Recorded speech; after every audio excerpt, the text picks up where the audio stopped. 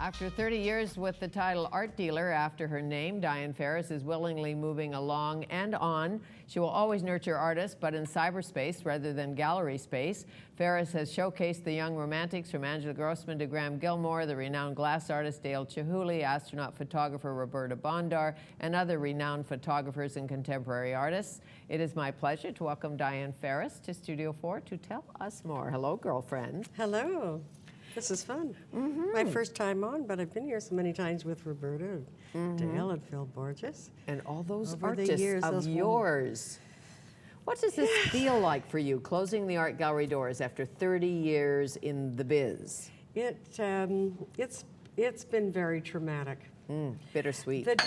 Oops, there you go. See, that's how traumatic. See, yeah, I'm a clumsy person. It is bittersweet. I felt that because my lease was up, there was construction going on across the street, and I've been there and done that, if you recall.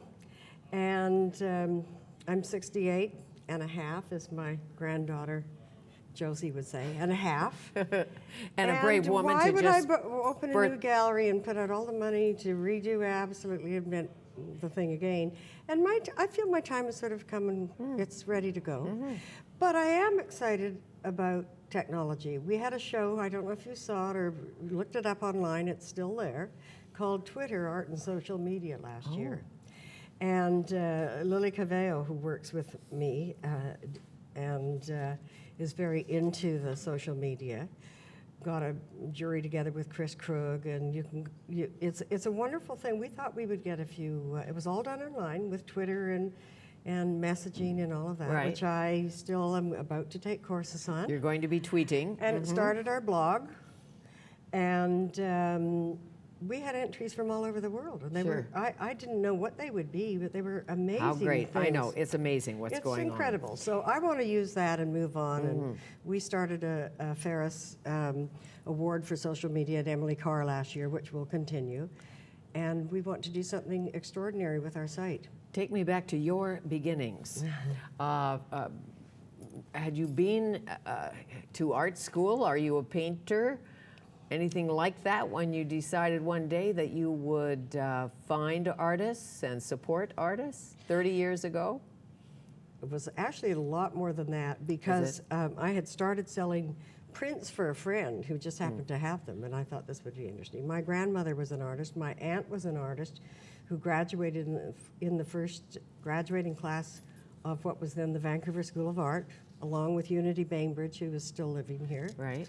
And so it was around me, but I was a ballet dancer and a performer, and then I married, and I had 25 years of being a wife and mother and involving myself with the Ballet Society and the ballet and the opera symphony. I'd been performing since I was a child. But I bet there was good art on the walls at your house. Yes, but... Fine artists.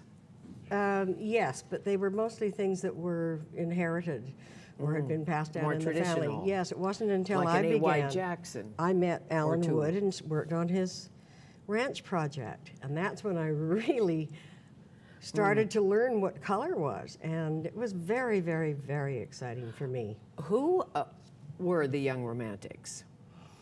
How did they emerge? Emily Carr graduates, all of them? Well, they were graduating that year, but the fall before, I had finished doing a sculpture project that Luke Rombo, who was the director of the Vancouver Art Gallery, had suggested I do.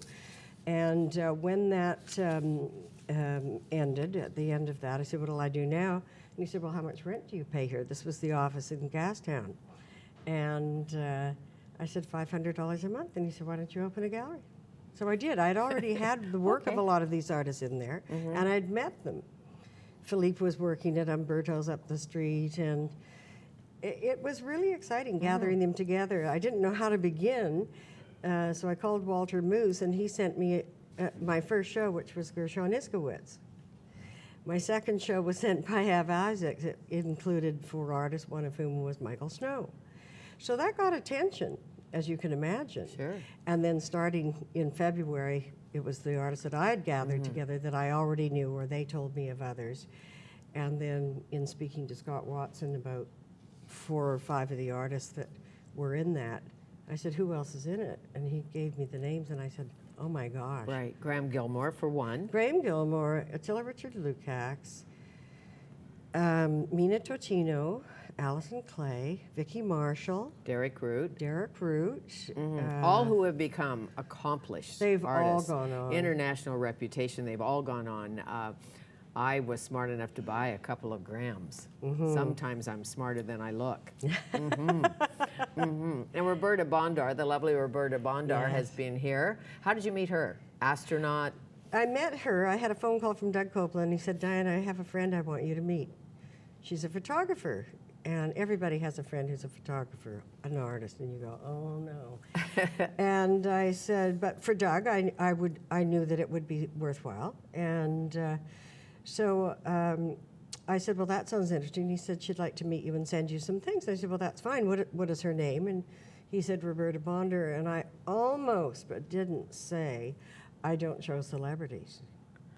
And that's been a really interesting thing. Roberta and I were talking about this last week because she was not taken seriously in the East. Because she was an astronaut She and was a an astronaut. scientist. She's and not so a photographer. And here she was, a brain scientist with a specialty of the eye and the lens, which is... But she saw the Earth from space. Yes, she did. She's an amazing woman, and will be in Vancouver a fair amount, as you'll see soon, yes, she's too. been here, and we've certainly seen She has her an environmental work. foundation now that she's working with Vancouver.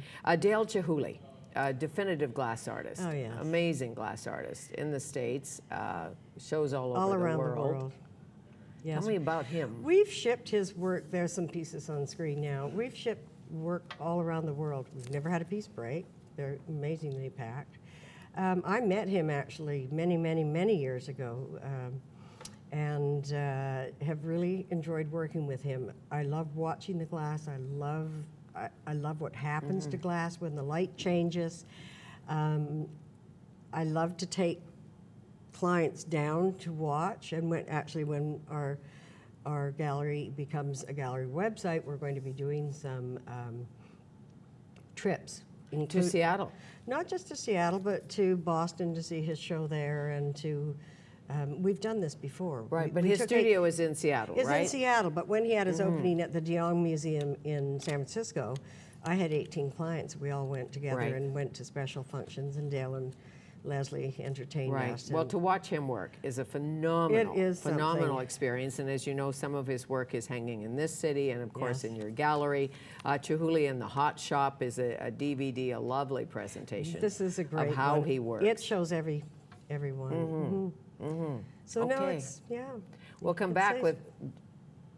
What shall I come back with? We'll come back with you and your lovely outfit, because I know you're not only into art, you wear art. I wear art. And that piece is by Joanna Staniskas, let me guess. Yes, it is. And Joanna is actually going to create 3 pieces of wearable art every month for us. Our website's going to be interesting and different. I'm sure. Because, of course, some of the artists won't stay with us, won't be staying with us, because they need a gallery where people can walk in and see the work. Angela Grossman and so many of the painters. But others are very happy to do that. And yes. Sure, it'll work very well. We'll see. We'll see. Diane Farris, our exciting. guest. We'll come back.